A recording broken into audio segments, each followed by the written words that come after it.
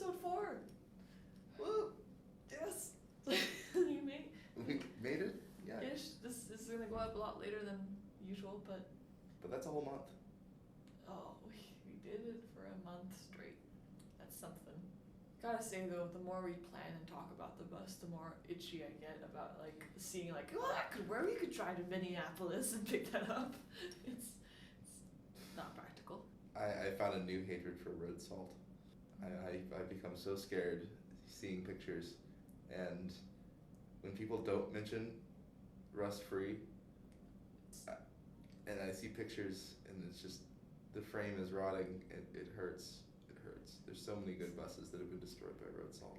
I just imagine Finn taking a particularly enthusiastic bound and then just the floor going. Yeah. I'm imagining myself falling through the floor, which is you don't need to break anything else. Yeah, take a hard pass on that one. Speaking of breaking stuff, or like unbreaking stuff, Charles is walking unassisted. So proud. I can even do stairs. Yeah. There are people that I've met that, because the majority of the time I've been in Texas, I've been in a wheelchair or on crutches, and I realize that I'm 6'6", and I see them standing, and it's the first time they've ever seen me standing. Not every time I'm at a table or a work counter, I'm like, would this be a comfortable height for Charles? Would he have to bend over too much? Because it's kind of comfy for me. So we're going to have a comfortable Charles height table, and then we'll have a pull-out table that will be good for me. Because I can still do things on the taller one, but for like lots of chopping or whatever, I can have a little pull-out thing that'll be my height. And just extra space. More space. I look forward to finding a nice piece of butcher's block, and or if we happen, we're on a hunt now. If we happen to find it was a restaurant auction. Yeah. Get those one of those nice stainless steel tops. Prep tables. They are light. They're bulletproof, and they're so easy to clean. What they are with my brother is one. Remember we cleared the fridges? No. So the doors are opening a lot more, and not everyone's as quick to catch Finn. So he's been just having a grand old time, just running out into the wilderness. Yeah, trying to find his girlfriend. So we had a night last night. We're like, okay, we have a bit too much as far as supplies go, and we didn't want stuff to go bad, so we had an impromptu party of sorts. We really meant for it just to be like an early dinner, everyone go their separate ways. We were gonna come here yesterday to get stuff done, and nope. We hadn't seen Austin and Katie in a while. They're both dear friends of mine and becoming Charles' friends too. They're my friends. I like to think they're my friends. Charles cooked enough for a small army, and then Charles cooked more, and then I made more drinks, and I made so many drinks. Your concoctions put others to shame. Yeah. It's true.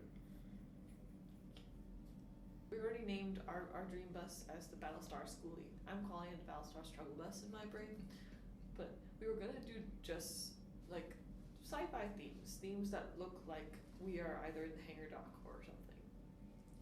And then you start adding sci-fi on sci-fi. And then I was sci-fi. like, what if the steering wheel's a Stargate? And I have my Millennium Falcon succulent planter, and that's coming with us. That's not been left behind. So we have like, it's gonna be this weird mashup of sci-fi stuff, which I have no problem with. I just need it to not look like a convention threw up in our house. I did have the crazy idea about the roof race thing.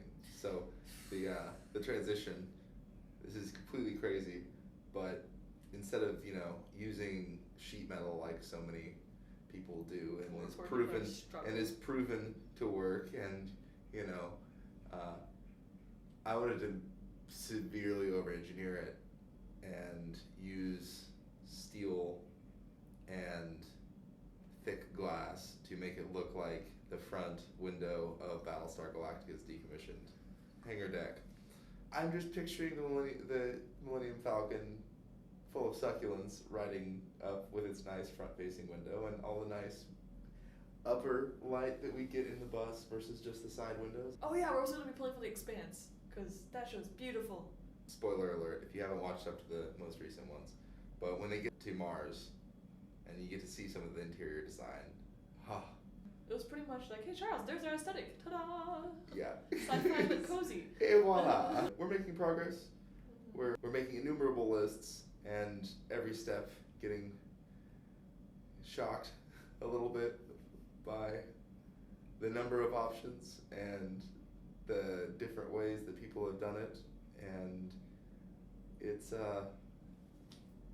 I'm happy that we're starting when we are and really digging into things and not just trying to just go. Attack. Attack, tools, bus. So I know, we're a little weird where we're having all these talks and there is no bus yet. There's a lot of decisions that need to be made before you have wheels under you, and are putting a non-trivial amount of money in those wheels under you that are going to have to last, well, as long as you can keep them rolling.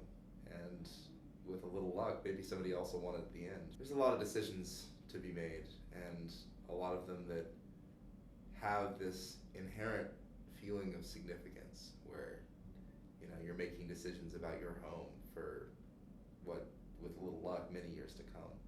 And that you're going to put so much energy and so much study and love into. You want to make sure it works. And I'm the kind of person that doesn't like taking the leaps of faith all that often, and planning is sometimes to a detriment to me, but this is one that mentality I think is going to do us well. I know we referenced them already, but like Kels and Jay, they were talking about like prep work and more prep work and more prep work, and I'm like, that makes me feel better. Like we just didn't get to see them pre-bus, but a lot of people planned did crazy amounts of planning before they started work. Rolling vistas. Yeah. Like you should watch their walkthrough video of their bus. Like you can see how much care and love and forethought went into each detail and each feature and each space. Really, for anybody who's wanting to dive in to a lifestyle that admittedly has a requirement of a little bit of madness to dive into, great place to start. They kind of give you not just what they did that ended up working really well for them, but the idea that it's really what works well for you. Nobody can tell you what the right way to do it, or where to put your towel rack, or how to put a shower and where you want it, or any of those sorts of things. It's what works. It's beautiful in its imperfection.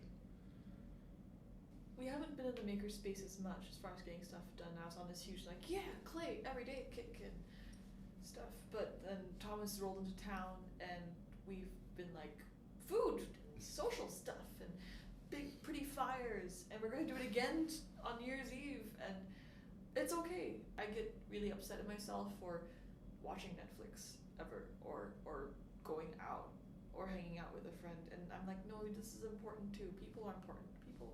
The people we like anyway are important. Everyone else can go. But Charles finally got into the lathe class with lathe. Yes. There's some conversation regarding the supremacy versus inadequacies of carbide versus high-speed steel tools. If any of you are wood turners, you know what I'm talking about. And I couldn't help but add my 2 cents. My grandpa taught me to turn almost 10 years ago. Got me a lathe, got me every tool that we needed to do, and showed me how to do it. It was fun to be able to shoot the shit with people that know what they're talking about too. One of the people that in the conversation, turned for 25, 30 years. And the person who was the teacher had only been turning for about a year. So it was really cool that, to see that as long as you know what you're doing, this place really welcomes the sharing of crafts, which is something that I've always subscribed to, is that, there's no reason to learn something if you're not willing to teach it to somebody else. We decided to just pop into the wood shop, and he was like, hey, make this round, show me that you're not gonna hurt yourself or hurt the machine, and we ended up playing with tools that are fairly unique in their geometries or the way they're ground, or stuff you don't see every day. And just turned into just having fun. It was nice to be on the lathe again after 3 months of barely being able to get off the couch.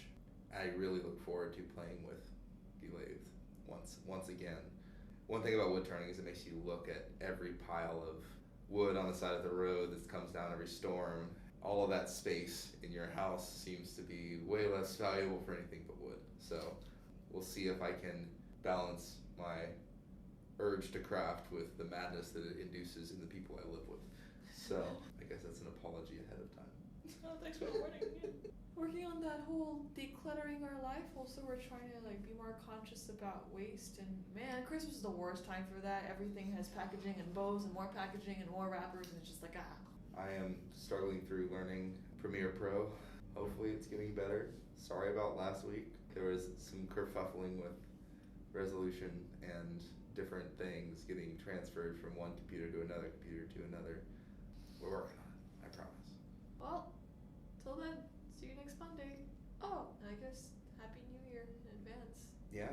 Welcome to the Roaring 20s, and make sure you get home safe.